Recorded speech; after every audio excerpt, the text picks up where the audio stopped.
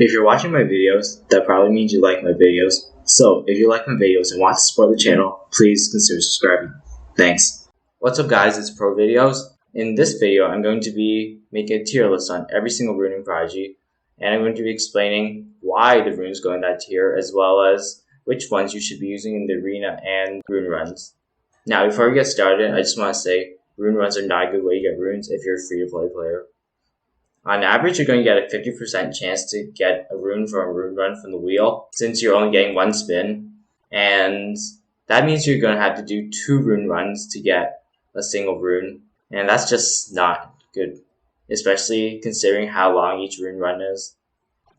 A better way to get runes is through the arena, where number 1, the battles are faster, number 2, you get a lot of stars for each battle, and number 3, you get trophies, which give you rewards on the trophy road. It's just so much better in terms of value for each battle. So with that settled, let's begin with the runes. Now the first one is the critical chance rune. In the game, the description of the rune says increases your critical chance by a certain percent. Now, the critical chance that you have is around, I believe it is maybe 1 in 10 or 1 in 5 hits. So that's a 10 or 20% chance to get a critical hit on each attack. This thing increases the critical chance for that, then that's pretty good actually. But I don't think that's the way it works. I think the way it works is increases the critical chance that you already have. So if you have 1 in 5, let's just say it's 1 in 5 to get a critical hit. If you have 1 in 5, that's 20%. If you put on a 30% rune, you're going to get an additional 6%, so that's 26%. That's just not good. It's so small. I think it should belong in like C tier, honestly, because it's just not going to give you enough value to justify doing a bunch of rune runs for this. So if you're doing rune runs, don't go for the critical ones. The next one is critical damage. This one's an interesting one. I fought a lot of people using this in the arena, and I think the reasoning behind picking this rune was big number plus damage equals big damage. Well, that's not how it works. Basically, the way this works is each time you get a critical chance, you get a boost, an attack boost, right? So this thing boosts the attack boost, not your entire attack. If you're going to do 200 damage from a single attack, this thing, and you have a rune that gives you 90% extra damage, it's actually just going to increase it by 180. So you're going to get an extra 180 damage for that critical hit. And because you get critical hits for every 1 in 5 attacks with 20% chance, that's just not going to give you value. On average, you're getting around 28 extra damage per attack. This is garbage, honestly. This belongs in F tier. Now we have a really good one. The damage bonus runes. These are this, but it boosts your actual attack damage. Of course, it's better the higher level you are, but so is this, because critical hits are based on percentage amounts, not set amounts. This is going to offer so much more consistent value than this, and this, honestly, this is worth doing rune runs for. S tier. Now, the shield rune. This one's a bit interesting, because it's kind of like the health rune. But the way it works is just reduces damage.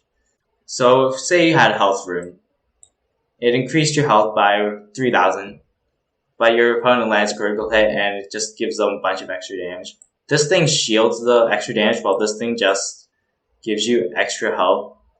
This can actually offer more value if your opponent's using a lot of damage runes, or if your opponent just hits a lot of critical hits. So I think it's better than the health rune.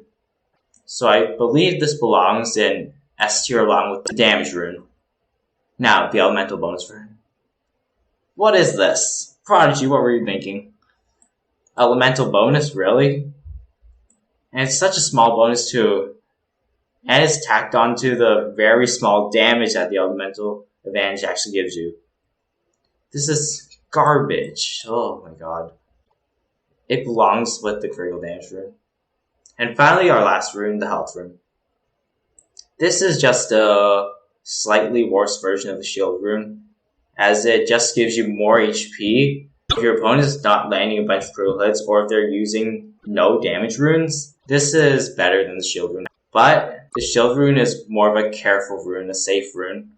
You can use it against a bunch of matchups, and it's just going to offer more value over time. So this is a bit worse than the shield rune. So if you have the choice, pick the shield rune. This is still a very good rune, so it belongs in A tier. And there you have it, the tier list. In S tier, we have the damage rune and the shield rune. These are amazing. Damage rune lets you finish arena battles and rune runs so much quicker by giving you the extra damage you need to just quickly kill your opponents. The shield rune offers consistent value against every single matchup, because against low damaging opponents it still shields quite a bit, but against higher damaging opponents its value just increases like it shoots up. The health rune is an A tier, and it's basically shield rune but a bit worse. It favors lower end matchups, but you're not going to see a lot of those in the arena, especially if the opponents are smart and they put all the damage runes onto a very powerful monster. But this is still a very good rune, so I'm playing it in A tier. In C tier, we have Critical Chance Up rune, and I'm not really sure what this rune does because there was no information at all about its mechanics. But if it works the way I think it does, with the percentage being counted as a percentage of your already low percentage to get a critical hit, this is garbage.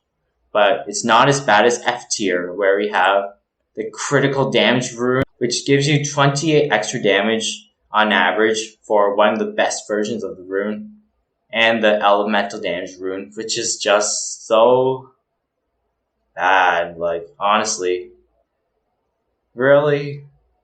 What were they thinking?